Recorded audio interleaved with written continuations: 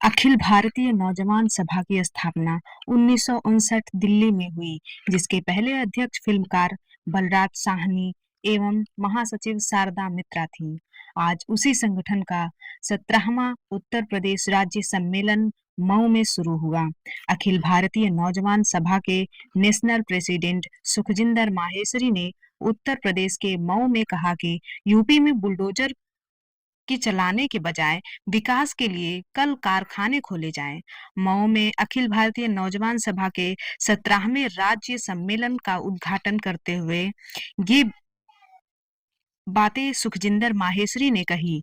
उन्होंने यह भी कहा कि आज भगत सिंह की जगह सावरकर को वीर घोषित किया जा रहा है। मऊ जिले में मुस्लिम मुसाफिर खाना में नौजवान सभा के 17वें सम्मेलन का आगाज हुआ। अतुल कुमार अनजान सिंह हाल में आए प्रदेश भर के प्रतिनिधियों को संबोधित करते हुए सुखजिंदर सिंह ने बेरोजगारी, महंगाई, जाति धर्म के नाम पर फैलाई जा रही नफरत के खिलाफ जमकर धारा प्रवाह अपनी बातें रखी। सुने जितेंद्र हरि पांडे की रिपोर्ट। क्या कहा सुखजिंदर माहेश्वरी ने।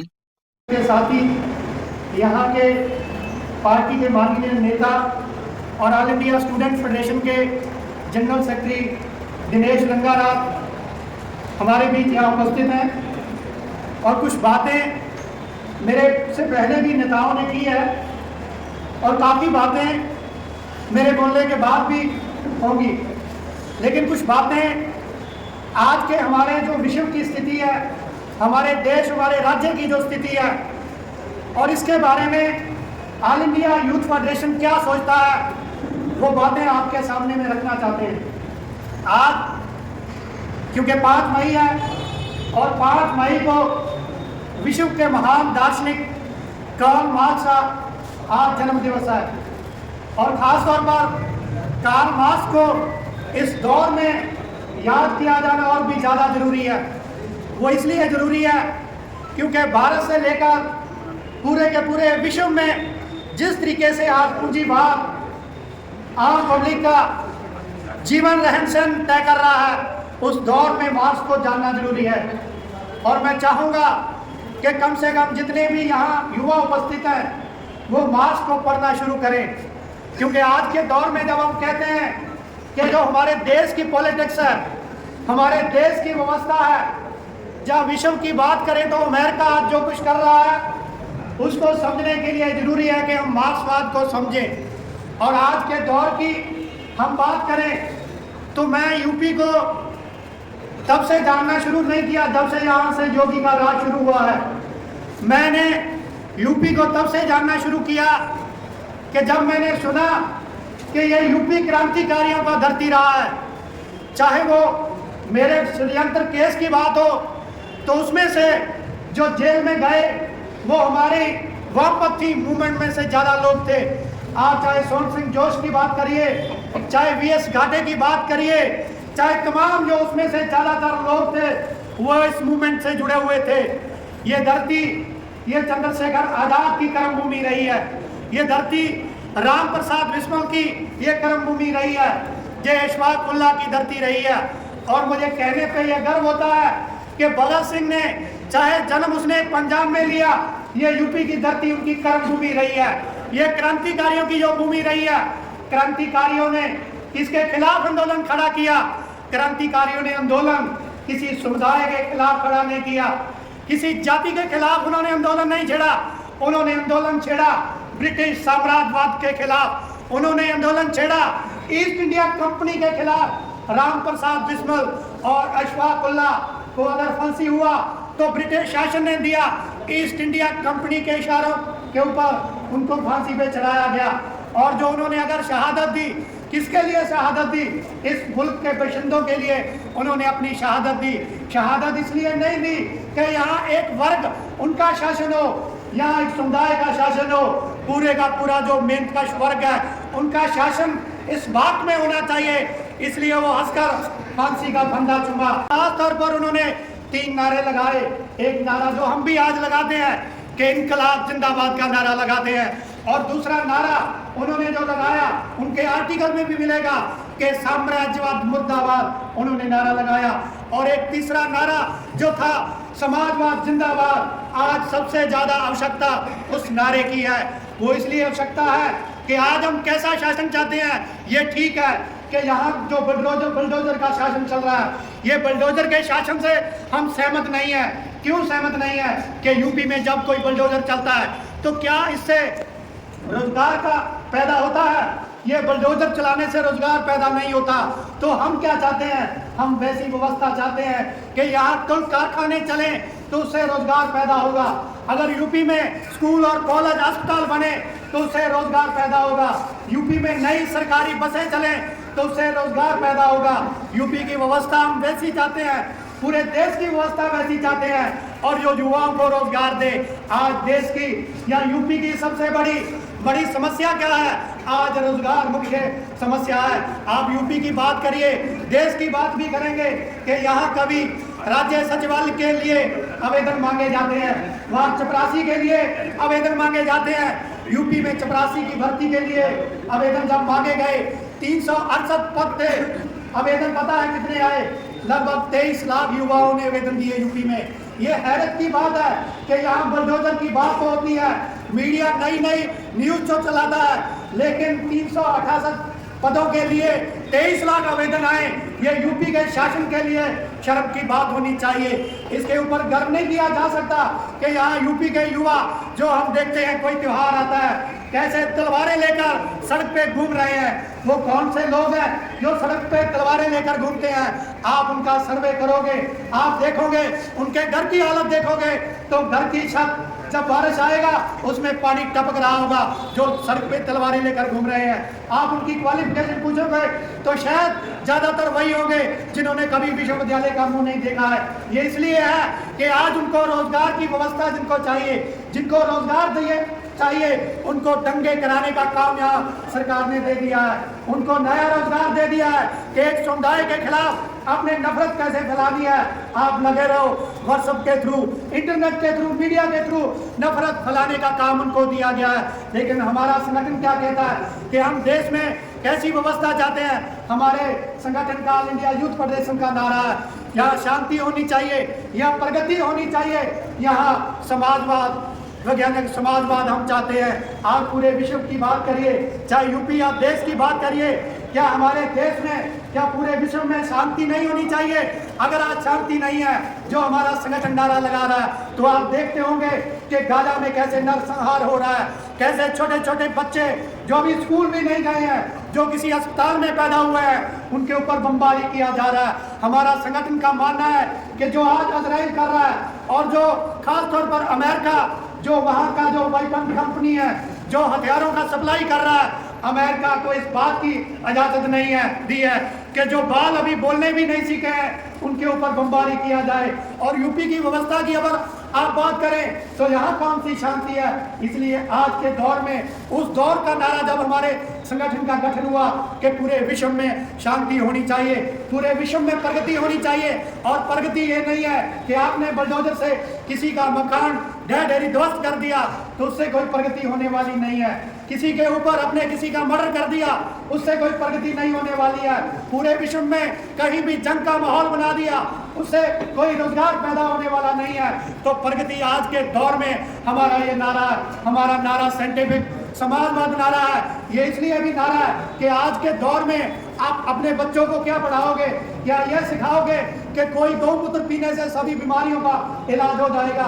ये अगर हो सकता है, ऐसा हो सकता है, तो आज जो शासन करने वाले हैं फिर उनको सारे के सारे अस्पताल में बंद कर देने चाहिए। और जो हमारे एम्स वगैरह में बीजेपी के नेता जब बीमार होते हैं तो वहीं जाके एडमिट होते हैं, उसकी बजाय गौमूत्र पीना चाहिए। और पूरे देश के अवाम को बताना चाहिए कि जैसे देश का कोई प्रधानमंत्री है, चाहे इस राज्य का मुख्यमंत्री है, चाहे कोई मिनिस्टर है, ये देखो बीमार हुआ था, उसने गौमूत्र का सेवन किया और वो तंदुरुस्त हो गया। लेकिन लोग जब बीमार होंगे उनको जो शिक्षा दी जाती है, लेकिन बीजेपी का कोई नेता, आरएसएस का नेता बीमार पड़ेगा, अगर उसको कोई कैंसर या कोई दूसरी अन्य बीमारी होगी तो वो एडमिट होगा सबसे अच्छे हॉस्पिटल में। ये अच्छे हॉस्पिटल की व्यवस्था हमारे देश के पूरे आवाम को होनी चाहिए। आज हम इसलिए यहाँ कॉन्फ्रेंस सब कर रहे हैं, हम याद करेंगे राम प्रसाद बिस्मिल को।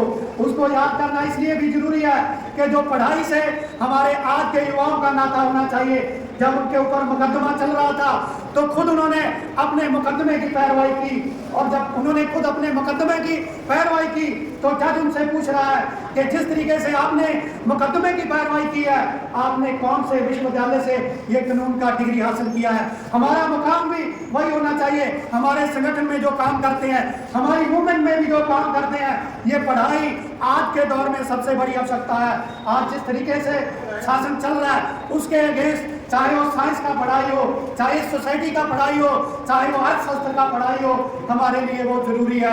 आज के दौर में जरूरी इसलिए भी है कि जब बीजेपी कहती है कि हमने यहाँ रोजगार की बात करने की जरूरत नहीं है, इस देश का जो बहुसंख्यक समुदाय है वो खतरे में है। सच में अगर हम बात करें तो इस देश का जो बहुसंख्यक समुदाय है वो आज सचमुच खतरे में है। इस देश का बहुसंख्यक समुदाय कौन है? इस देश का बहुसंख्यक समुदाय अगर धर्म के तौर पर बात करो तो वो हिंदू है। इस देश का अगर बहुसंख्यक समुदाय या मेहनतकश वर्ग के तौर पर बात करो तो उस हिंदुओं में मुसलमान भी शामिल है, उसमें ईसाई भी शामिल है, उसमें सिख, बौद्ध, जैन भी शामिल है। और आज अगर सबसे ज्यादा इस शासन में, बीजेपी के शासन में कोई ज्यादा पीड़ित है और सबसे ज्यादा किसी को खतरा है इस शासन से तो वो हिंदुओं को है।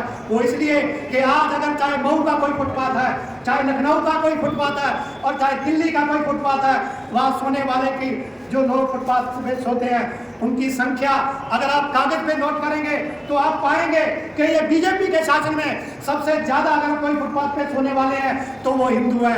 आज अगर देश में जिनके ऊपर जो बैंक से लोन लिए हुए हैं और जिनने मोबाइल का किस्त चुकाना है, जिन्होंने गाड़ी का किस्त चुकाना है और जिन्होंने घर पे लोन ले रखा है, सबसे ज्यादा लोन इस देश में वो हिंदू समुदाय के लोग हैं। अगर आज देश में बात करें, यूपी में बात करें, जिनके ऊपर डंडा चलता है, जिनके ऊपर लाठी चलती है जब वो रोजगार मांगने के लिए निकलते हैं, लखनऊ की सड़कें हो, चाहे वो यूपी के किसी अन्य जिला की सड़कें हो, जो रोजगार मांगने वालों के ऊपर डंडा चलता है उनमें से सबसे ज्यादा हिंदू हैं।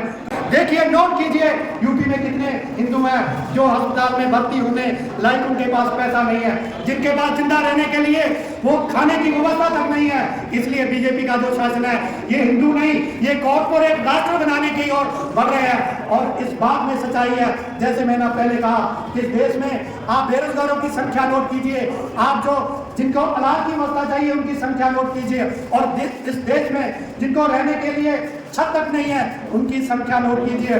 और दूसरी तरफ जब से बीजेपी का शासन आया आप नोट कीजिए, 2014 से पहले आप नोट कीजिए कि अडानी की जो संपत्ति थी वो 700 करोड़ डॉलर थी। जब बीजेपी सत्ता में नहीं आई थी, 700 करोड़ डॉलर बीजेपी की आने से पहले ये अडानी का संपत्ति था। और बीजेपी के शासन के बाद आज अगर उनकी संपत्ति देखें, अडानी की जो प्रॉपर्टी देखें तो 5800 करोड़ हो गया, 700 से 5800 करोड़ हो गया। तो इसका मतलब बीजेपी ने क्लियर कर दिया है कि वो कौन सा शासन स्थापित करना चाहते हैं। जब बीजेपी सत्ता में नहीं थी उस टाइम अंबानी का जो संपत्ति था 2100 करोड़ डॉलर था उसका संपत्ति, और आज की बात करें तो आज 90 करोड़ डॉलर उनका संपत्ति हो गया है। तो आप अंदाजा कीजिए अडानी और अंबानी का संपत्ति बढ़ रहा है, चाहे देश का हिंदू है चाहे देश का मुस्लिम है, उनका संपत्ति कहाँ जा रहा है। हमारे देश में कभी वक्फ पे चर्चा होती है कि वक्फ का नया बिल आ रहा है, कभी चर्चा होती है पहलगाम पे, कभी चर्चा होती है नए से नया शगुफा हर रोज छोड़ा जाता है। वो इसलिए छोड़ा जाता है क्योंकि बीजेपी को कुछ इस तरह के मुद्दे चाहिए जो लोगों को आपस में बांट सके। क्योंकि जैसे हम बात करते हैं कि अंग्रेजों ने जब शासन किया और उन्होंने फूट डालो और राज करो की नीति अपनाई थी, आज भी वही नीति चल रही है। ये आज वैसी नीति क्यों चल रही है? ये उनकी नीतियों का खंडन क्यों नहीं कर रहे? ये स्वदेशी का जो प्रोपोगंडा करने वाले ये वो विदेशियों की नीति क्यों अडॉप्ट किए हुए हैं? वो इसलिए किए हुए हैं क्योंकि जब हम भगत सिंह, राजगुरु, सुखदेव की बात करते हैं और बीजेपी बात करती है, सावरकर की बात करती है, नथुराम गोडसे की बात करती है, सावरकर की जब आप बात करते हैं तो आप जानते हैं कि जब वो अंडमान की जेल में थे तो जेल से कितने उन्होंने माफीनामे लिखे वो इंटरनेट पे आपको मिल जाएंगे। लेकिन जेल से जिन्होंने माफीनामे नहीं लिखे, जेल पे जो फांसी पे चढ़ गए, हमारी वो नीति हम उस मूवमेंट को मानने वाले हैं। और आपको ये भी जानना होगा कि सावरकर ने तो पत्र लिखे, सावरकर का तो पेंशन लगा, लेकिन एक पत्र ब्रिटिश शासन को भगत सिंह राजगुरु सुखदेव ने भी लिखा। लेकिन भगत सिंह राजगुरु सुखदेव ने जो पत्र ब्रिटिश शासन को लिखा वो सावरकर वाला पत्र नहीं था, वो एक अलग टाइप का पत्र था। भगत सिंह राजगुरु सुखदेव ने ब्रिटिश शासन को क्या लिखा? उन्होंने माफी नहीं मांगी, उन्होंने ब्रिटिश शासन के सामने घुटने नहीं टेके। उन्होंने अपने पत्र में लिखा, ब्रिटिश शासन को लिखा कि आपने हमारे ऊपर इल्जाम लगाया है कि हमने ब्रिटिश शासन के खिलाफ युद्ध छेड़ने का ऐलान किया है। तो इसका मतलब ये हुआ कि हम युद्ध कैदी हुए, तो हमारे साथ युद्ध कैदियों जैसा व्यवहार किया जाना चाहिए, हमें फांसी की बजाय गोली से उड़ाया जाना चाहिए। ये भगत सिंह राजगुरु सुखदेव ने मांग की थी। हम भगत सिंह राजगुरु सुखदेव को मानने वाले आज के दौर में जब हम देखते हैं कि जब हमारे युवा अमेरिका डिपोर्ट कर रहा है तो हमारी गवर्नमेंट कुछ नहीं बोली, हमारे इस राज्य के मुख्यमंत्री कुछ नहीं बोले, उस शासन के खिलाफ, ट्रंप के खिलाफ कुछ नहीं बोले। क्यों नहीं बोले? क्योंकि सावरकर भी उसका जो ब्रिटिश शासन था वो पावरफुल शासन था, उनके सामने नहीं बोला, घुटने टेक दिए। और आज जो सावरकर को अपना हीरो मानते हैं, आज इन्होंने जो अमेरिकी शासन है उसके सामने घुटने टेक दिए हैं। और आज हमारे लिए ये जानना जरूरी है कि जो हमारे युवा जो डिपोर्ट किए अमेरिका ने, किस बात को लेकर डिपोर्ट किए, हमारे मीडिया ने चर्चा की, बीजेपी नेताओं ने क्या चर्चा की कि वो तो अवैध रूप में अमेरिका गए थे, इसलिए वहाँ की गवर्नमेंट ने निकालना ही था।